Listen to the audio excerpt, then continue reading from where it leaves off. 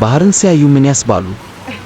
ወሰን የለሽ የሆነ ጥልቀትን ወይስ አእምሮን የሚማርክ ምስጢርን? ከዓለማችን 70% የሚሸፍነው ውቅያኖስ አሁንም ድረስ ያልተነገሩ ታሪኮችን በውስጡ ይዟል። ከእነዚህ ምስጢሮች ሁሉ ግን የአንዱ ፍጥረት ታሪክ የሰው ልጆችን ምናብ ለዘመናት ገዝቷል። ዛሬ ከጥንት አፈታሪኮች ጀምሮ እስከ ዘመናዊ የፊልም ዓለም ድረስ የሜርሜዶችን እውነተኛ እና ምናባዊ ታሪክ እንቃኛለን።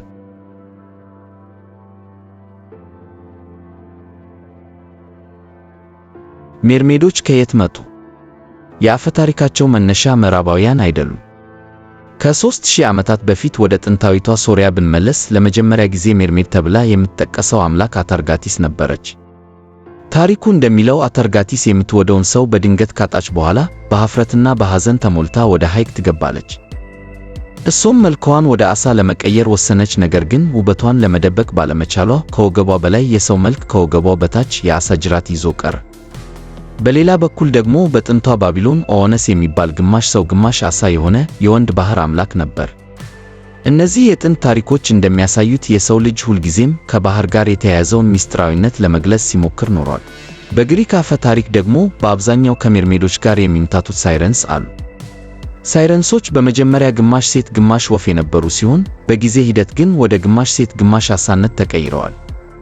አደገኞችና መርከበኞችን በሚማርክ ዘፈናቸው ወደ ሞት የሚስቡ ናቸው። ይህ አደገኛ የመማረክ ባህሪ ከብዙዎቹ የሜርሜድ አፈታሪኮች ጋር ተያይዟል። ሜርሜዶች በአፈታሪክ ውስጥ ብቻ አልቀሩም፣ ታዋቂ የሆኑ ግለሰቦችም እንዳያቸው ተናግረዋል።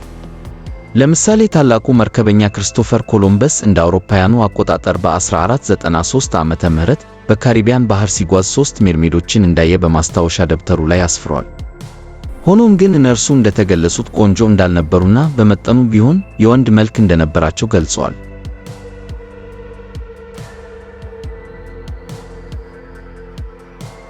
ዛሬ አብዛኞቹ የታሪክ ተመራማሪዎች ኮሎምበስ ያያቸው የባህር ላሞች ወይም ማናቴዎችና ዱጎንጎች ሳይሆኑ አይቀሩም ብለው ያምናሉ።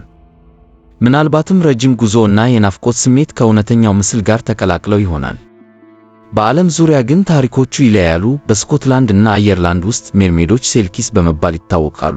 እነርሱም የዓሣ ጅራታቸውን አውልቀው ወደ ሰው መልክ መለወጥ ይችላሉ። በጃፓን ደግሞ ኒንጌዮ የሚባል ፍጥረት አለ። ኒንጌዮን መብላት ዘላለማዊ ሕይወት ይሰጣል ተብሎ ይታመናል። ነገር ግን ማየቱ መጥፎ ዕድል ያመጣል። የሜርሜድ ታሪኮች የተስፋ፣ የፍቅር፣ የሞትና የአደጋ ድብልቅ ናቸው። ሜርሜዶች ከጥንት አፈታሪኮች ወጥተው የዘመናዊው የመዝናኛ ዓለም አካል ሆነዋል።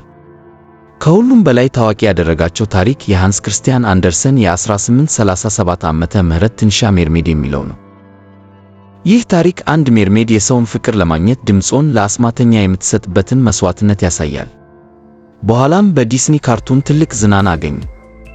በሌሎች ዘመናዊ የጥበብ ሥራዎች ላይ ግን ሜርሜዶች ሁልጊዜም ቸር አይደሉም።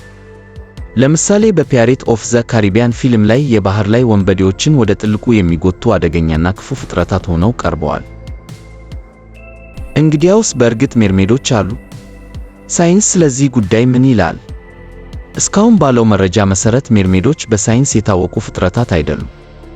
ብዙዎቹ ምልከታዎች እንደ ኮሎምበስ ዘመን ሁሉ የባህር ላሞችን ወይም አንዳንዴም ያልታወቁ የዓሣ ዝርያዎችን የተሳሳተ ትርጉም ሊሆን ይችላል። ይሁን እንጂ ሜርሜዶች ለምን ያስፈልጉናል? ምናልባት የሰውን ምናብ ስለሚፈትኑ እና የሰው ልጅ ለጥልቁ ያለውን ናፍቆት ስለሚያንጸባርቁ ይሆናል። ውቅያኖስን ገና ሙሉ በሙሉ አልመረመርነው። አብዛኛው የባህር ጥልቀት አሁንም ለእኛ ምስጢር ነው። ሜርሜዶች ደግሞ ለዚህ ምስጢር ውብና ማራኪ መገለጫዎች ናቸው። በምናባችን ውስጥ መኖራቸውን ይቀጥላሉ እና የባህር ጥሪውን ለመስማት በምንችልበት ሁሉ ይሰማሉ። ስለዚህ ሜርሜድ እውነተኛ ይሁን ምናባዊ ፍጥረት፣ ውበቷ እና ምስጢሯ ለትውልዶች ሲተላለፍ ኖሯል። እናንተስ ስለ ሜርሜዶች ምን ታስባላችሁ? የባህር ምስጢር ውስጥ ይኖራሉ ብላችሁ ታምናላችሁ?